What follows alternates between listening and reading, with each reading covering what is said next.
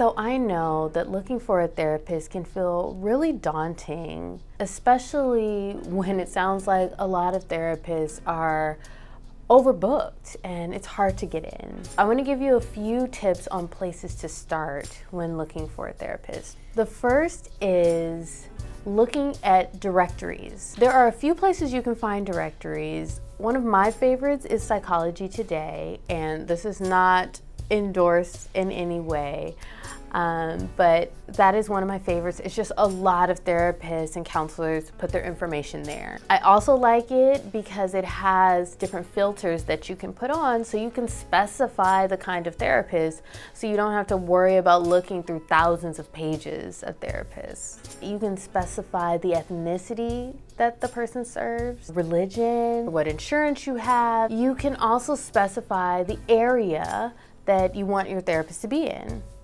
Nowadays with telehealth, this isn't necessarily as important, though I will tell you, make sure that your therapist does serve the state that you live in, because they do need to be licensed in the state you live in. Another directory that I like are organizational specific directories. The American Psychological Association, APA, has a therapist locator, and I'm sure all the other, the American Counseling Association, all of that, I'm sure that they have their own directories as well. Another tip I have for directories is to use good old Google and just type in what you want to specify. So for example, if I have a friend or a family member that's looking for a African American therapist, I'll type in African American therapist or counselor directory.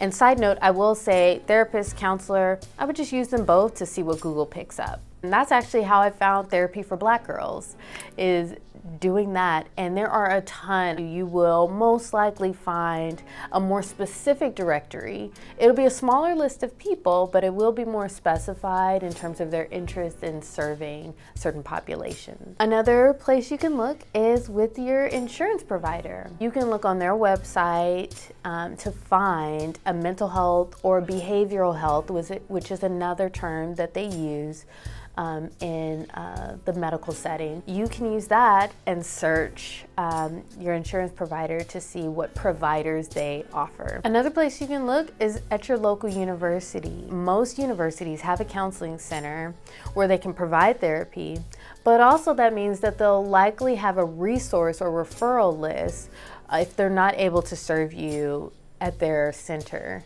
Plus, many times it'll be low cost or no cost, depending on if you're a student or not, and depending on sliding scale, so that could be a good option. One thing that I also like about most directories is they not only have a list of providers, but they also have a lot of good information, mental health information, articles, resources on their website. So it can give you a start, so you're not just looking at up names, you can also just get some help in the meantime. One place in particular that has a whole bunch of good information is the National Alliance on Mental Illness. You can look at that. It's NAMI for short, NAMI.org. And you can look up that website as well to see what resources.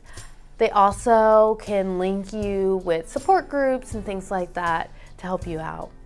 And lastly, I did want to mention the Suicide and Crisis Lifeline. The number is 988, and you can text it or call it and be linked with someone in your area that can just help you in a time of high stress and crisis. So I know looking for a therapist can sometimes feel overwhelming, so just have a couple of tips for you if you're feeling overwhelmed. The first one is get started. Just start somewhere, pick one list.